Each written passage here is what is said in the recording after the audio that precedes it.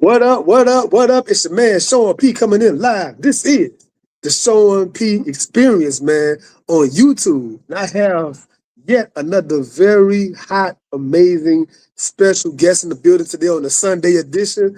I got my brother Rahiem Shabazz in the building, my man. How you doing, my brother? Hey, peace and Black Power family.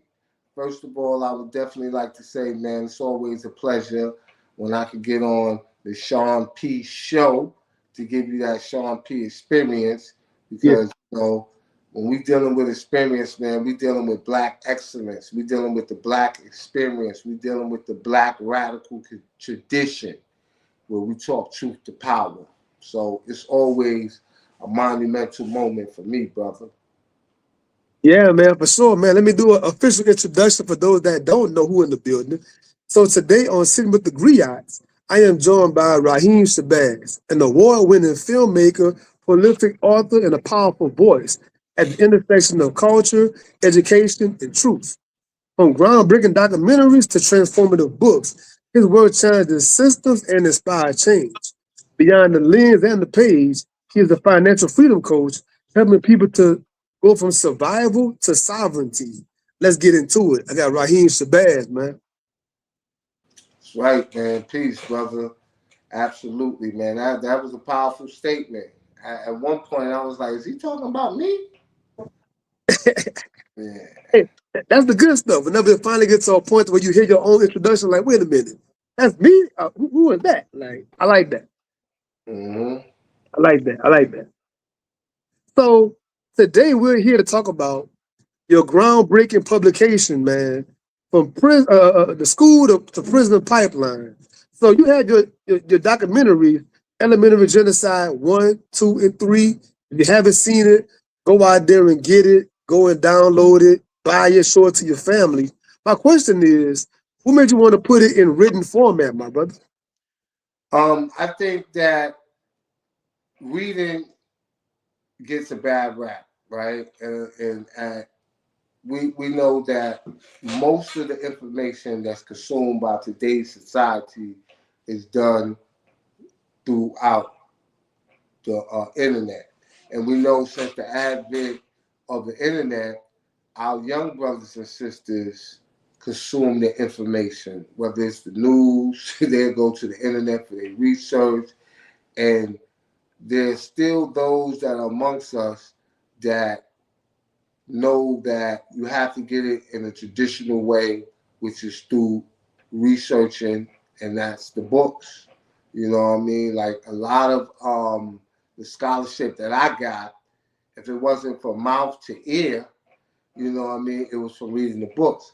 Because coming up, I had the opportunities to sit at the feet of some of our grandmaster teachers. You know what I mean, from John Henry Clark to Ivan Van Sertima, and if we're gonna talk about today's scholarships and scholars, we have Professor James Small.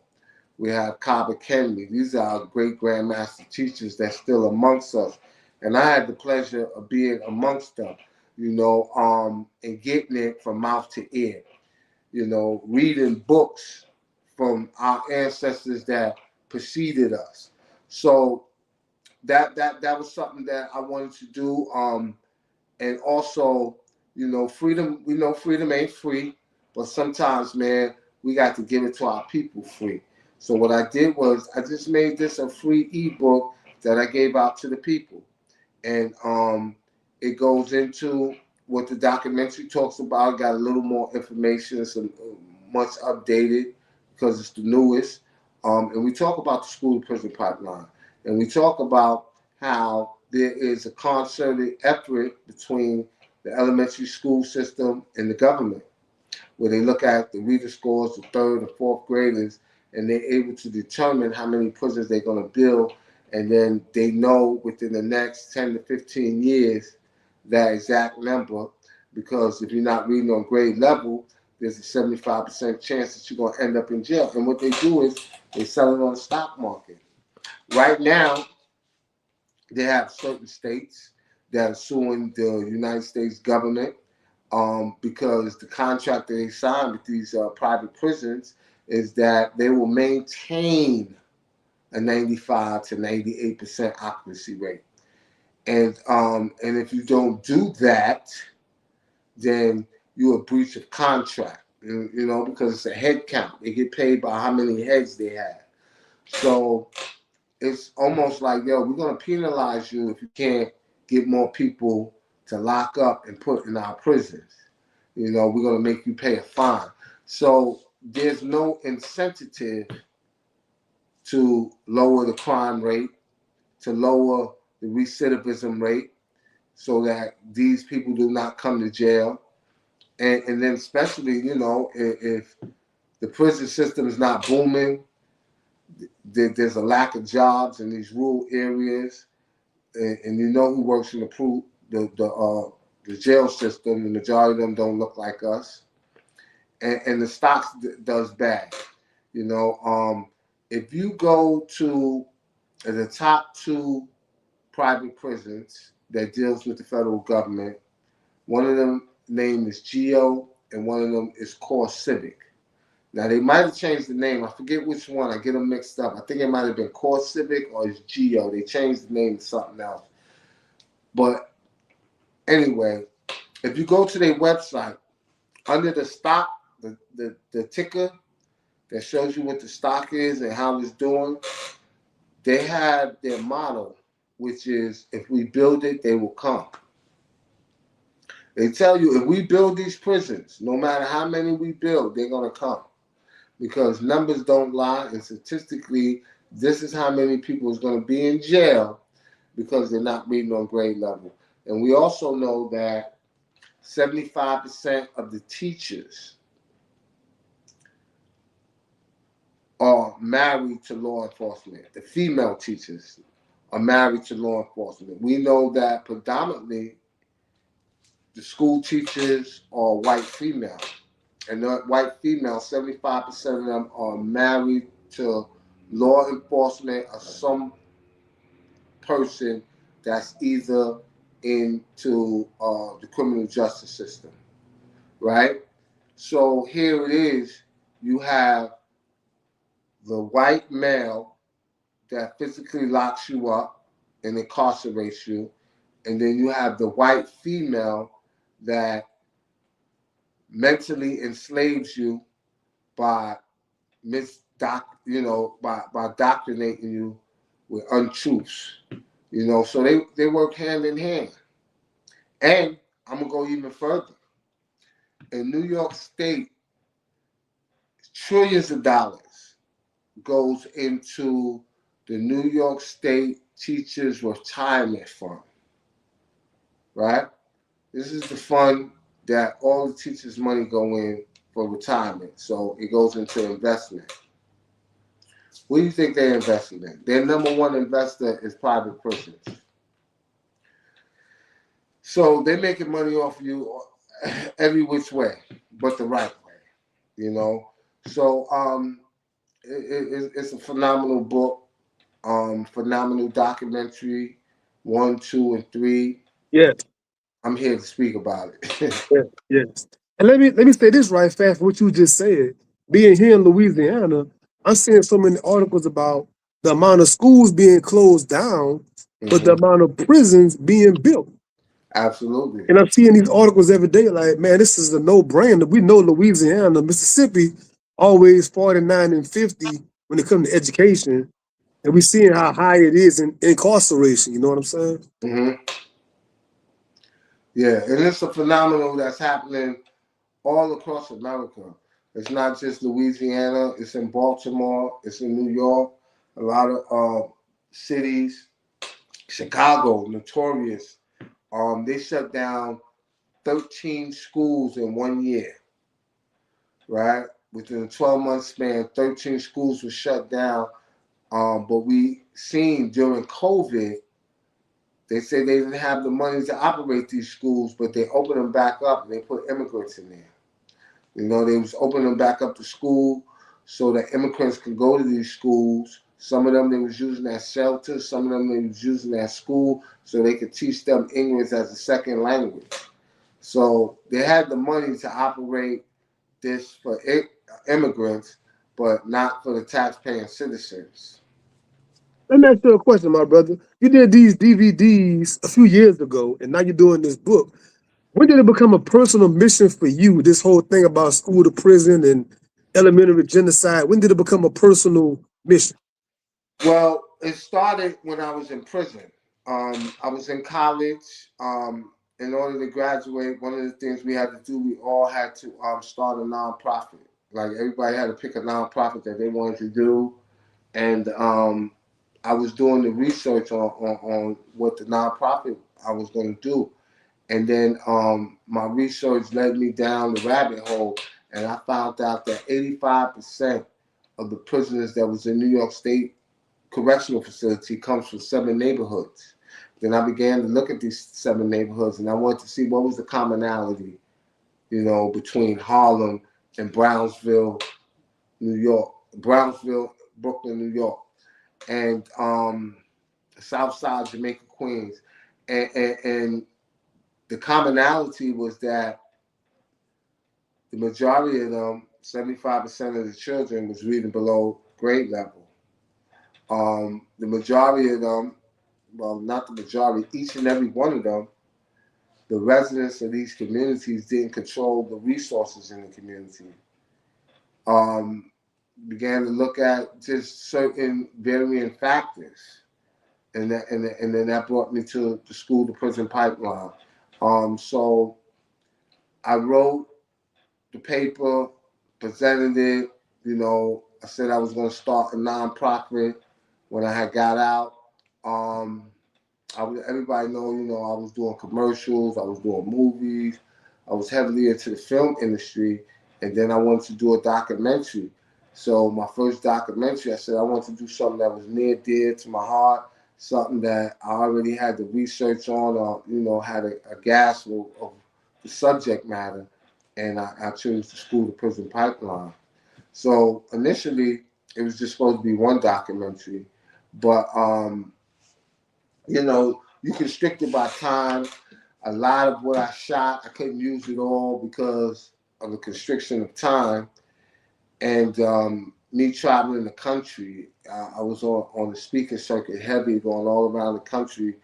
One of the things that a lot of people said to me was like, that you speak about these young men and how they're going to prison, and the traps and pitfalls that they face, navigating through society, but you really don't speak too much about the black woman. Was that intentional? And I kind of like, felt bad about that. So in the second documentary, we talked more about the women. And we talked about how in the last 10 to 15 years, there was a 300% increase in the incarceration rate of women. And we traveled down that rabbit hole, and then we tied it back in to where it all started from: compulsory education, the Board of Education, the landmark ruling, right? Brown versus Board of Education. So we had to ask ourselves the proverbial question: has integration done us more harm than good? And we understand that it did us more harm because back then, you know, tens of thousands, almost 100,000 black teachers in the rural South and North lost their jobs, right, during integration. And whereas our teacher was someone that lived in the neighborhood, someone that had our best interests at heart, someone that had a vested interest in us succeeding in life, was no longer there. Yeah, Now we have this foreign figure that don't understand the social norms of black people, how we talk, our vernacular, our style, our mannerism, trying to teach our children. right, And right. so, as Malcolm X said, we're the only people that allow our open enemies to teach our children. Yes, So yes, I began to do that, and I was like, wow. So that gave birth to the second documentary, Elementary Genocide, the Board of Education versus Board of Incarceration, #2. And then the last installment was Elementary Genocide, 3 Academic Holocaust. and we talked about the assassination of your mind, the assassination of your critical thinking, and is no different than the assassination of the bodies that are in the streets. And we brought the whole correlation together, and it was done at the height of the the Black Matters movement. And I tell people, I really ain't too much about the movement. I was more so about the slogan. Black lives does matter. But as far as the movement, we know that was co-opted by people that have a vested interest in working with the open enemy.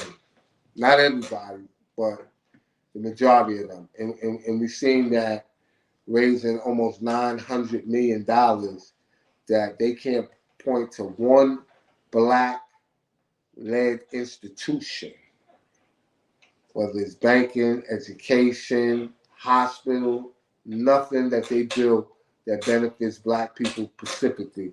They couldn't do it with $900 million. So we know that was an utter failure. I want to ask you about something. In chapter 1 of your book, you mentioned the 1990 policies they created to pre-carceral environments, right? And so I was thinking about it, me being 44 years old, I was a kid in the school in the 90s as things were rolling out, things were changing. But of course, we were unaware of it as a child, you know what I'm saying? Like, talk about some of those policies in the 90s that they rolled out that made the environment for the school to prison pipeline.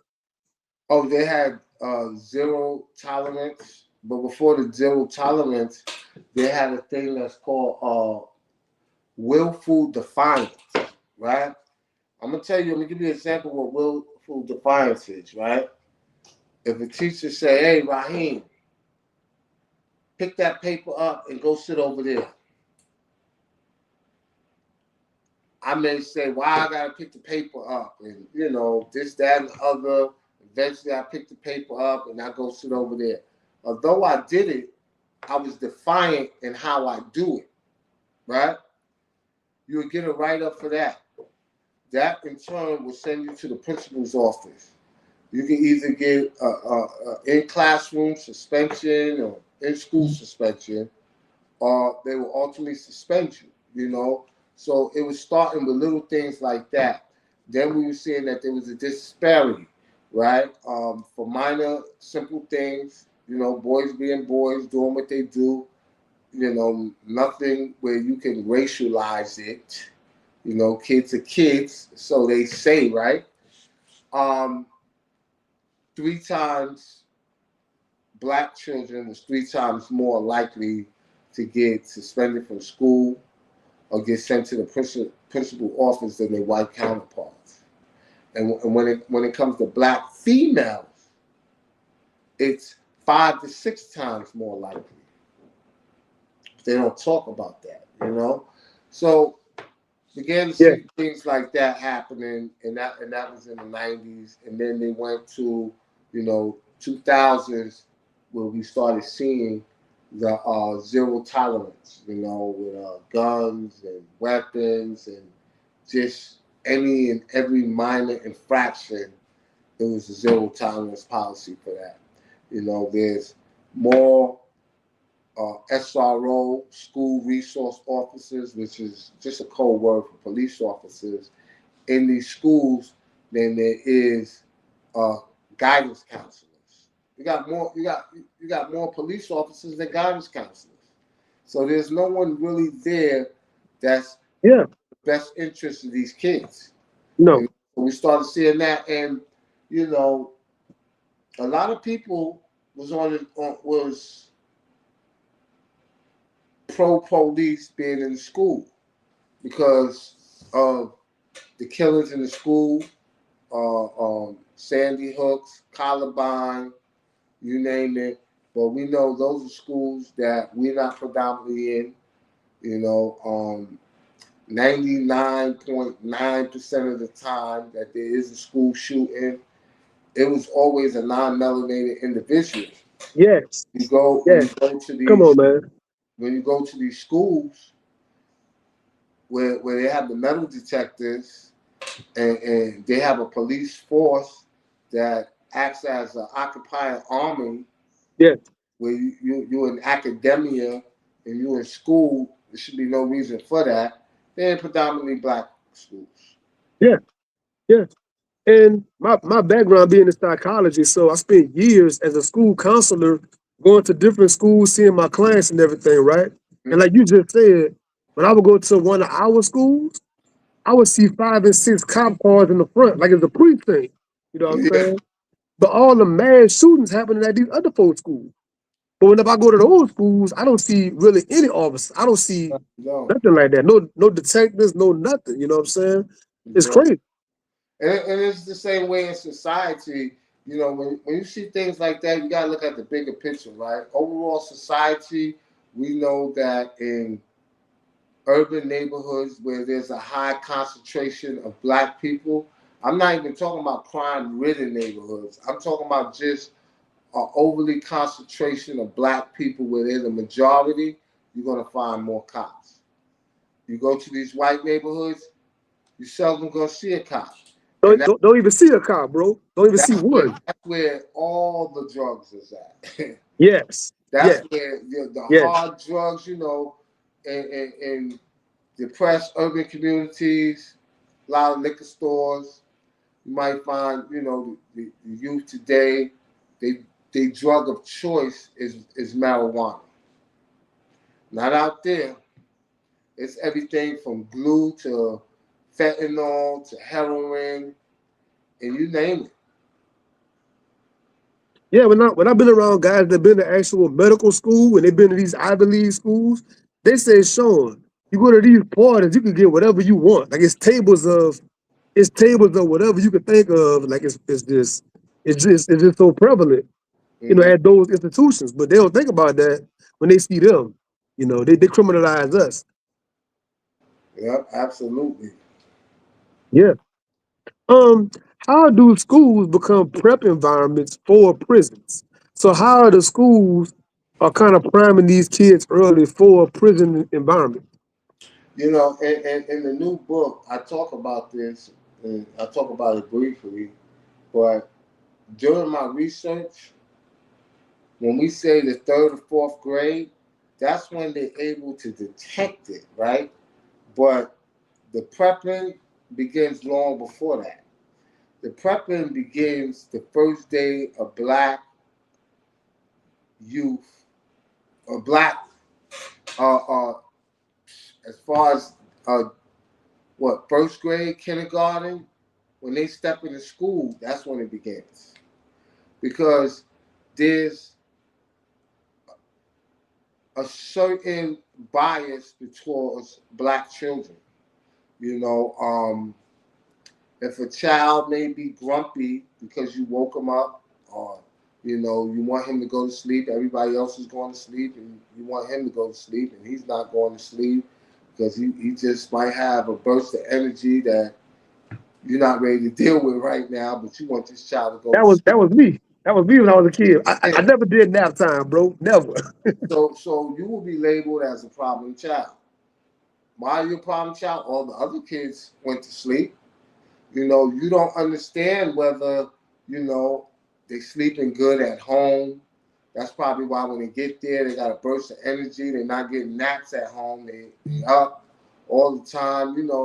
Everybody's sleep pattern is different. So they never try to go to the root cause of the problem. Um, they cause the problem and they make you pay with a solution. So that's how it started. I'll just give you one sample. Another thing is when they see these kids, you could be in the fourth grade and you might have a little height on you, you might have a little weight on you. They look at you as a grown man, but let it be a fourth grade white Caucasian youth. And they're gonna say Bobby's gonna remind them of their son, their nephew, their cousins. and their little brothers. So they, it's just an inherent bias that these people have for us, and then there's a deep rooted hatred. Um, think And about yeah. this is something that is not just happening in a vacuum. This is something that is premeditated and is designed to happen this way. Let me tell you something, right? You go to a school in a predominantly black neighborhood, and 85% of the teachers are white and female. And out of that 85%, let's say 75% of them have children. Not one of their children go to the same school that they work at. No, not at all. You Not know, at all. I dated a school teacher, and her daughter was in the same school that she taught in. With white people, they send their kids to private school. So you can't tell me that my son or daughter is getting the best education from a teacher that wouldn't dare send their son or daughter to the same school. Some things is just logical. You know what I mean? It doesn't take a scientist to figure it out. So when it's like that, and the thing about it is I know me as a human being, right? And if you study psychology, it'll teach you that if you look at a picture, my eyes, and just saying it's black and a couple of white people in there, my eyes is naturally going to gravitate towards the black person because I'm going to gravitate towards something that looks like me. Not saying I don't see the white person, but my focus is on that black person. Unless I tell my mind and I'm thinking, let me look at the white people. You know what I mean? So the human brain is trained for self-preservation. When we say self-preservation, that's self, but your genealogy, your lineage is self as well. So if I'm for education and I'm about, making sure that I'm preparing the next generation, I want to do that with my own kids. You know what I mean? People that look like me, that look like my kids, why are they in our community teaching? Don't tell me it's because there is a lack of school teachers, black and school teachers, because there's not. And even if there is, there's a way to solve that. If you were to say, we're going to do for the next 5 years, uh, we're going to hold job fairs for teachers. And those that we find and deem qualified, that they don't have to pay back whatever student loan they have. You know how many people will sign up to be teachers? If you say in the 30310 area code of Southwest Georgia, any black male or female that signs up to be a teacher will get a $20,000 sign-on bonus. I might sign up to be a teacher. I'm with it. I'm with it. So there's ways of doing things, but Yeah, yeah, they're not going to do that. yeah. Our people have to get more vigilant in how we fight this open enemy. And a lot of it is simple and easy. Some of it is hard and complex, but when we're dealing with the education, it's simple and easy, right? Because we understand that it starts with the PTA, Parents Teacher Association. If you on the Parents Teacher Association, y'all have a membership, you become the president. After that, you can get on the school board. From the school board, you can go from the school board to the superintendent.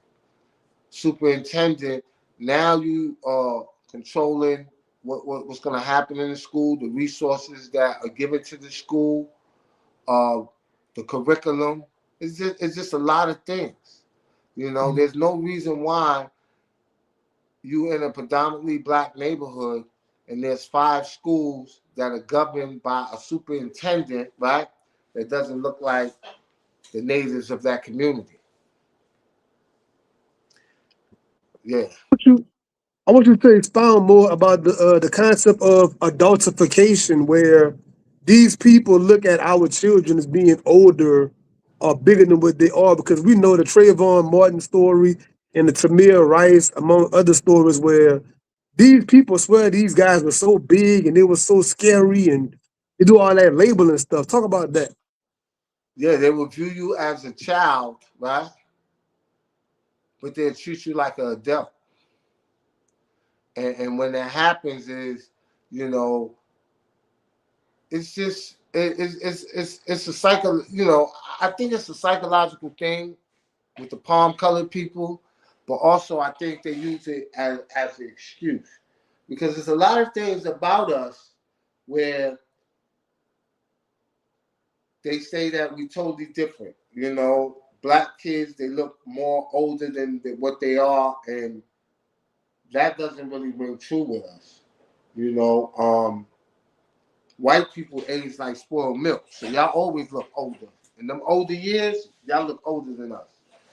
So if someone, you know, looks older than what their age is, you can pretty much tell whether they are young or not. You know what I mean?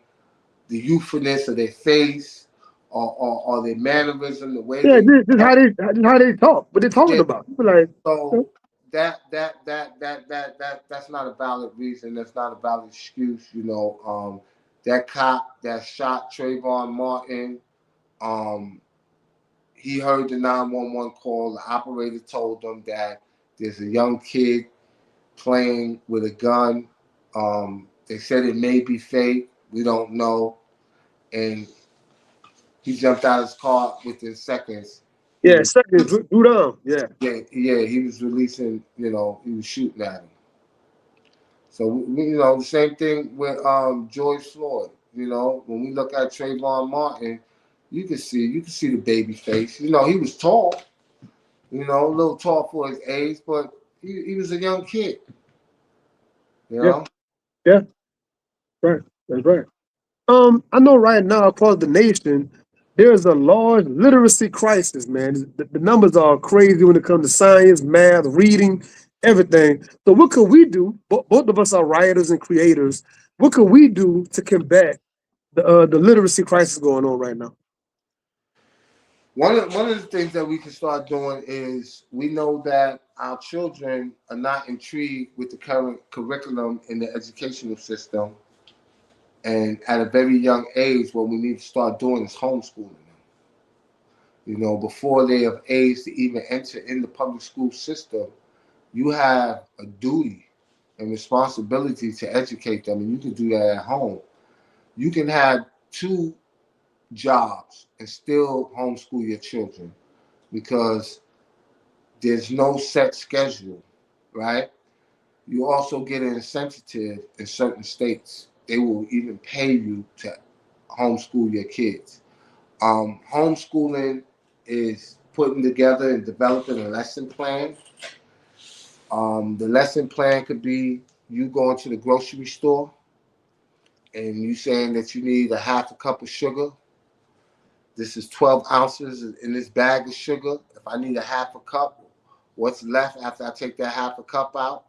That's mathematics. You know, there's so many things in life that we go through. You know, you can take them out in nature. I can give you at least 15 lesson plans from just being in nature that you can teach these children and they will intrigue them with. You know, I know what intrigues me. And it wasn't sitting in a classroom learning about Robert E. Lee, who was the Confederate of who was a soldier and general in the Confederate Army, right? Sitting in the school learning about Robert E. Lee. The name of the school is Robert E. Lee. And then I know about the history of what the Confederacy was about. You think I want to learn about him? You think I'm intrigued?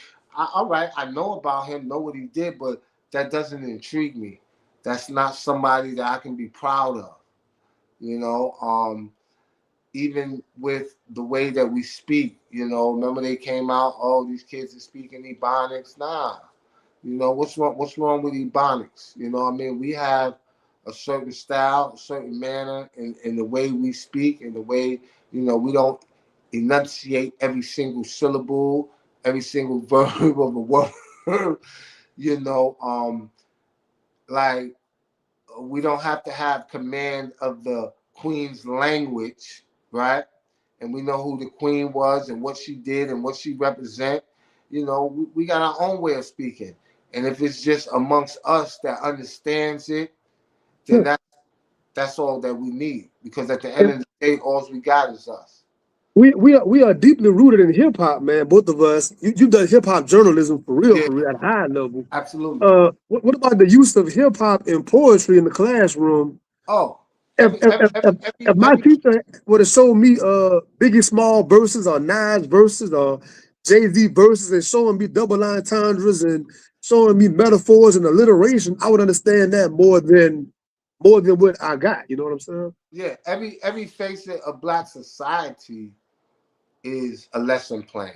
You know what I mean? When you talk about hip hop and music, when you writing lyrics and you writing it on the stanza, 1, 2, 3, 4, we counting. You know what I mean? When you Counting talk those syllables, counting the about balls. and things like that, and the wordplay and stuff like that, having the command of the English language and knowing how to put words together to convey yourself and your thoughts and stuff like that. So yeah, everything, man, from our fashion to everything, and that's why Black Americans are emulated all over the world, and we dominate in everything, from fashion to sports to television, whatever you put us in, even without having a fair chance. Yeah, The playing I field know. is not level for us, and we still succeed and outperform everybody else. Yeah, I know when I'm doing They call that black magic. yeah, yeah.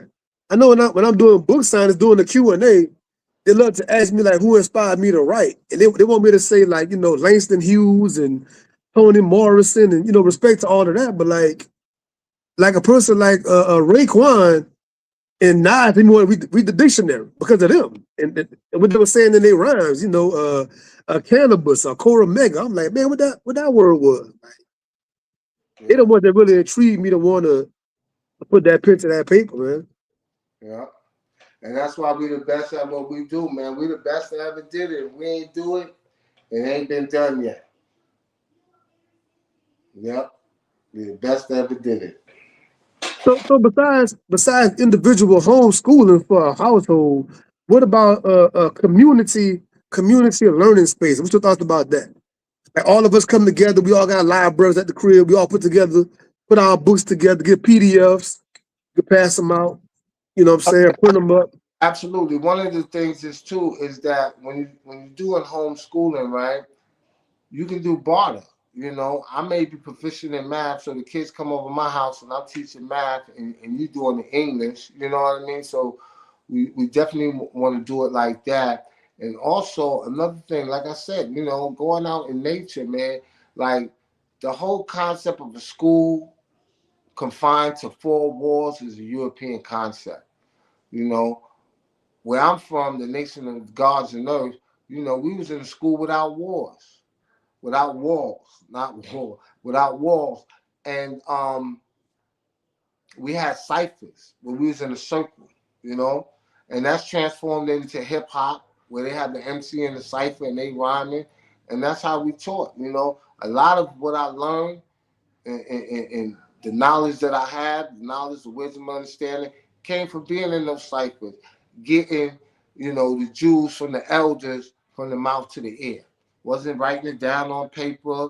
Nah, they getting in the cipher, they building, and you're gonna gravitate towards what the truth was. So that's how I came up. You know what I mean? There was no, YouTubians that's out here um, making up their own philosophies, and the research is flawed. Whenever you do research, right, you should always have 2 or 3 references that you can go to. You know Yeah, what I mean? And yeah. that's how you know your research is solid. Official verified references. Yeah, yeah, Verifiable. yeah. Yeah, from reputable sources. Like yo, it's crazy, man. People trying to you got people that's trying to they go online, they trying to debunk John Henry Clark, Chancellor Williams, Ivan Van Sertima, Come on, Dwight man. Juful. Like, man, are you crazy, man? Come These on, bro. our grandmaster teachers, they were scholars. You know Yes, what I mean? Like, yes. did everything they say was right and exact? No, but 99.9% of it was. You know what I mean? Like, Because they live in the library all day back then. They in the Schomburg all day. yeah, yeah. You And know what that's I'm saying? I got over 1,400 books right here in my house alone. I got an extensive library. Now, I will admit, I do not read like I used to. And the reason why is because I don't have the time. And I'm getting better at it because now I can read on an iPad. Before Yeah, I just couldn't. When everybody was reading ebooks and on iPads and yeah, Kindle, I yeah. couldn't do it. I just My brother, do you do audio? You do audio books? huh? The audio book. Yeah, You yeah, do I do audio? audio when I be working out and I be walking. That's where it's at. The traditional way of holding a book and just reading and going back and reading over a sentence or going back reading over a paragraph, it was just something that I was used to for my entire life. So I had to develop myself into it. You know what I mean? Because I love to read. I got to keep learning. You Yeah, know. So yeah. now adapt to pulling out that iPad. Yeah, And I probably got 5,000 books on the yeah, iPad. me too. Same Yeah. thing. Same So, thing. and that's the thing. Like you got to embrace technology. Yeah, You know, we do. look, We do. I don't have not one room for another book in my library. Like I it, do. it, it's crazy how many books I got. So I have to get the books You got PDF. that? Yeah, yeah, yeah. And I think with you being in film and understanding audio and everything, like if you put all these books in the audio books, man, Yeah, that's the wave right now. Is the audio? That's the yeah, wave. that's something that I was exploring. And nothing for nothing, I was looking at an AI program where I could just upload one of my speeches. I can upload this speech, and it will get the cadence, it will get the tone, my mannerism, and then I just upload the book, and you'll be surprised. You'll be like, "Yo, Yep, it got your whole entire voice. that's Like real. you could picture me saying it because Yeah, it sounds so much like me. yeah, it's So there. when I learned about that, I was like, yeah, I got to put these in audio. Yeah, me and my squad getting down with that recently, man, because we've hired audio narrators and stuff like that for sure in the past, and that they all Mhm. did phenomenal jobs. But like you said, to have our own voices to where you want to hear my voice on my book, you know what I'm saying? You don't want to hear somebody else's voice, so you want to hear Sean P on the book, you know what I mean? Yeah, and that was another thing I was thinking about because I was like, I could just pay someone, to transcribe it, and well, it's already transcribed because it's a book, but someone to just go in the booth, read it, and this, that, and the other. But you want to have your voice, authentic voice, so people could know and feel the rawness in it. You know what I mean? Because nine times the person that's reading it, they're not invested. They don't have lived experience of being involved in the school to prison pipeline. When I tell you I have lived experience, I'm actually sitting in the cafeteria messing around, joking around, and you know how you with a group of people, and then you watching people, the people over here, they looking behind you, over to the side, so it makes you turn around and look. That's literally what happened with me. And there's police officers going this way, there's police officers coming that way, and then all of a sudden they come right here to me. 4 police officers get up, put your hand behind your back. So I literally went from the school to prison. That was the first time. That was in the cafeteria. Then another time I was in the schoolyard. From the schoolyard to the prison yard. So I got lived experience in this. And if I knew what I knew now, I would have never had to go through that. I would have never went through that, you know. And that's why it's been over 30 years since I had any type of law enforcement interaction. And the life that I live and what I come from, the environment, if I can do it, everybody else can. The only problem is they just ain't figure it out. And sometimes it takes other people longer than others to figure it out. But why should they have to figure it out when I can be there and just give them the blueprint? This is what you got to do, brother. You know what I mean? Yeah, it took me this amount of years to get to where I'm at. You know, you got the cheat code. You know what I mean? You can implement this immediately and get it popping. That's right. That's right. That, Um, that's what I love being solution based on this podcast, not just talking about the problem, but how we fix it, right? So, in the grand scheme of things with this, what's the things that we can all start doing to combat these things we're talking about today? Well, the first things, you know, I see with a lot of people from the phone calls that I get is that everybody want to have their own organization, their own 501(c). Like sometimes you don't have to reinvent the wheel, you know.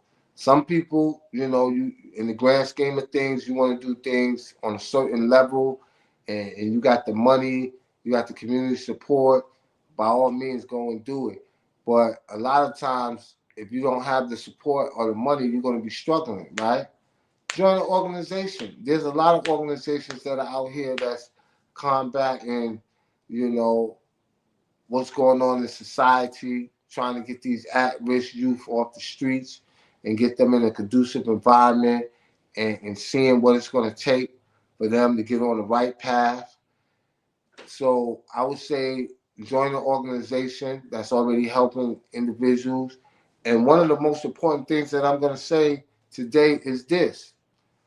You don't have to look out into the greater society. Many of us have little brothers, we have cousins, we have nieces, we have nephews. Start right there within in your immediate family. You know, and I hear all the time is, yo, this is happening because there's no fathers in the home. That might be true, but there's an uncle, there's a cousin, there's an older brother, you know, so we need to you know, and this is not rocket science. You know what I mean? You don't have to be a rocket scientist to figure this out. So we got to come together and we have to do that. You know, I have situations where, you know, a black woman will call me up and tell me the situation going on with her son and how he's spiraling out of control. And as a woman, you know, she's not reaching him and she just wish she had a man that could talk to him and mentor him. And I stepped in, you know, and had that talk with him. And you can see the remote difference, the way that they will respond to me and the way they respond to their mother. First of all, we don't do the disrespect. That's number one. And that's not out of fear. That's just out of, you know, viewing me as I'm a man's man, my presence, the way I look you in your face, the way I talk. I talk like one, you know, that's not under authority, one that's in authority. You know, the inflection of my voice, you know, that can scare a person. You know, I ain't got to physically or try to be something that I'm not. You know, so you need those type of things, man, especially when you're dealing with these youth today, man. They say this is the Joshua generation, the most unfair generation, and I love it. You know what I mean? But if we don't get ahead of this and we don't get in control, you know, what they say that if the children in the village don't feel the warmth from the fire, they're burning down or something to the Yeah, I yeah. messed that whole quote I up. remember that. But Yeah, you yeah, get what yeah. I'm saying.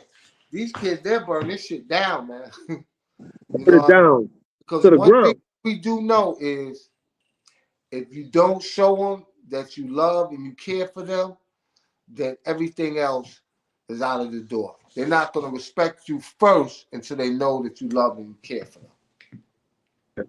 And Thanks, that's man. why Thanks. I have people that come along and want to preach to these kids and tell them what to do, this, that, and the other, and they don't have the lived experience.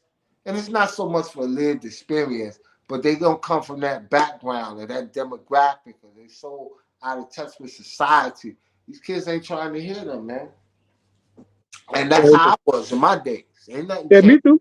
Me too. Like, listen, man, you can say what you want, man. I'm just like, man, who the fuck is this old man? Yeah, man. Get So out of I here. start looking at my watch, man. How long this shit gonna take? Yeah. But you know what? That's why whenever I go to the school and talk to the kids, I don't go over there with no suit and tie on, and I don't go over there trying to be all.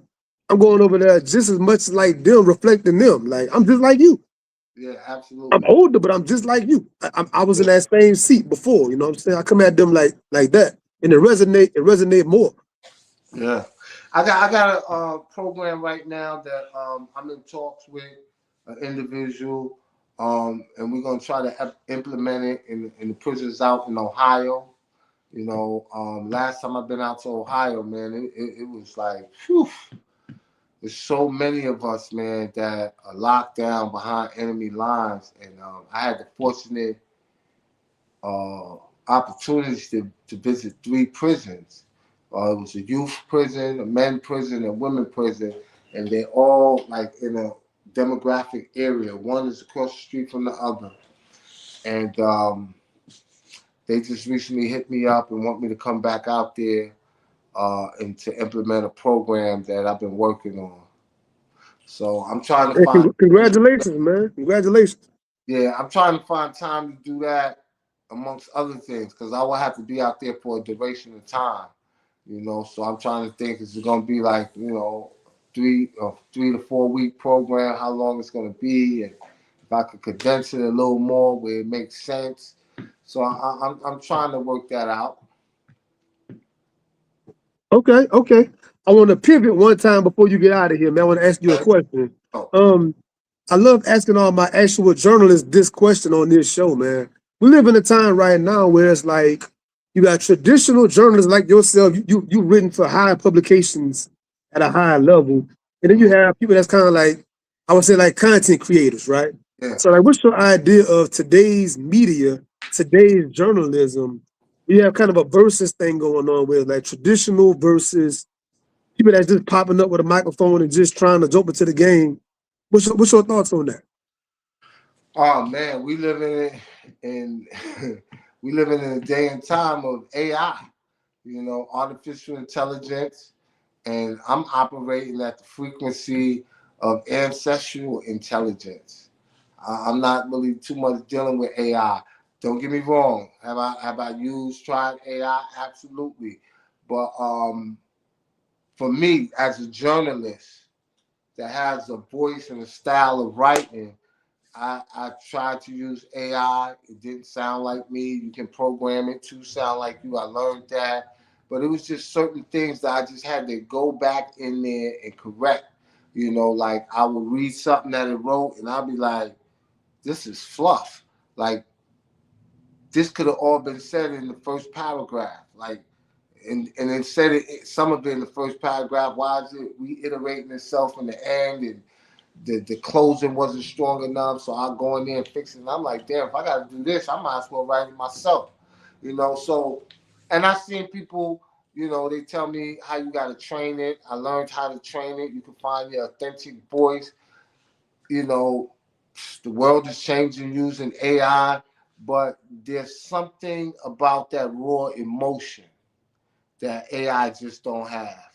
You can mimic my writing style, but when I write something and I put that raw energy into it, it's totally different. So Yeah, I think that is one of the things that I see as different.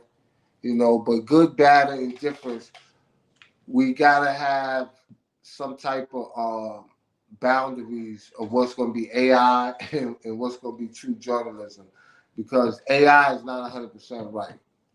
You know, in journalism, you got to have that raw emotion in it. You know, right now, um, what's this joker name? Elon Musk is being sued because his AI, they saying that if you use it for applications, the way that it's built, that is racially biased. Yep. He's saying that he doesn't have a constitutional right for his AI not to be biased, that his AI could be biased and racist against black people. If it's trained to be racist against black people, that's not against the law. Yo, this is his lawsuit. So, you know, if you looking up, you know, what is the national statistics of child predators, and it tells you black people, then you know that's wrong. Because according to the FBI statistics, it's a white male under the age of 35, you know? So we gotta be very careful. You know what I mean? Don't get everything from AI. And this is what I go back to. You gotta have a source of reference. Go check that. You know, if it says that on AI, go do another search. Go look up the FBI statistics, and you'll find out what it is. Actually, I used that sample, right, because um, I got suspended from Instagram, right, because I said that the average child predator is a white male under the age of 35, and they said that was hate speech. And then, you know, I appealed it. I told them that, you know, these are statistics from the FBI crime database, and that white people rule in the category of rape, murder, robbery, aggravated. So, and I still lost it. So, yeah, there's bias in that too. Um, and I just recently got suspended. I can't go live for a whole entire year. So this is the price you pay, you know, for speaking the truth and being your authentic self. But you know, I won't have it no other way, because me as a man, I couldn't live with myself if I woke up one day and knew that I didn't do everything within my power to fight for my people. You know, what are they gonna do? What are they gonna do? I already been to jail. I know what that's like. You know. Right. Yeah, Right. they Right. said, you know, the next thing that's worse to death is jail. So the next thing they could do is probably kill me. And this right here is nothing but a physical shell. You know, my spirit will still live on. The things Yeah. that I do, the things that I say are still going to be present without my physical structure. So you didn't really get rid of me. And in fact, you might have made my voice louder and stronger. Not saying that I want to die. No. No, we We need not our putting brother. that We need in the our brother. universe. But listen, man, I ain't never been feared of death. You know what I mean? I never was in fear of prison. You know, in fact, when I was behind the enemy lines, you know what I used to tell them? Man, listen, first of all, I used to always tell them, who the fuck you talking to? Don't talk to me like that. That was the first thing. We gonna get that straight. You don't talk to me like that. And I used to be like, yo, you know, they tell you, you know, all right, we're gonna do this, we're gonna put you in the hole, this, that, and the other. And I'm like, yo, listen, am I still gonna be in jail? Like, if I'm still gonna be in jail, then you ain't doing nothing that ain't already done. You know what I mean? So it's just like, yo, don't let them, you know, dictate who you are and how you gonna, you know, oppose them. Because yo, listen, man, we in war. And I tell this to everybody, man. Listen, some of us are frontline warriors, and we might be ready for the physical combat, right? And some of this we have to fight on a spiritual level. You know, it's a spiritual battle, and you have to get yourself ready and mentally prepared for that. That's So right. you That's right. gotta always be in training and be in combat, no matter what. But one thing I will like to say in closing, right, is that let us not be the people that train for war and forget what peace feel like. Because we got to get to that state, you know. We got to get to that state. And I think it's some of us are so dependent on what is happening in society and what's going on that we really don't want it to stop, you know, because the thing about it is there's a lot of people that make money off of our pain. Yeah, You know? yeah. There's no more police brutality. You know, we eradicate that. We start policing our own community. Then what happens to the ambulance chasers, the high-profile lawyers that are making millions and millions of dollars from these cases? Hey, my brother. Job. You think AI is taking jobs? They're gonna be out of a job. You You know, the criminal justice system. right. If you know we get ahead of that and we start providing jobs and controlling the resources in our community and dealing with the policing of our community and not relying on the draconian laws of the United States to imprison our people, then they out of jobs, you know, from the judges to the police to anybody that's working in the law enforcement industry. So they got a vested interest and they don't want to stop it. Yeah, that's right. That's right. And you a reading man, you a scholar. They got a book that came out about a year ago, maybe 2 years. It's called Sky Full of Elephants, right? It's a fictional book. Sky Mm, Full of Elephants. You got to go and find it. But when the mm. book first started, it's like all the white people, they died. Out the gate. All the white folks died, right? I like that book and ain't even read it. You know what I'm saying?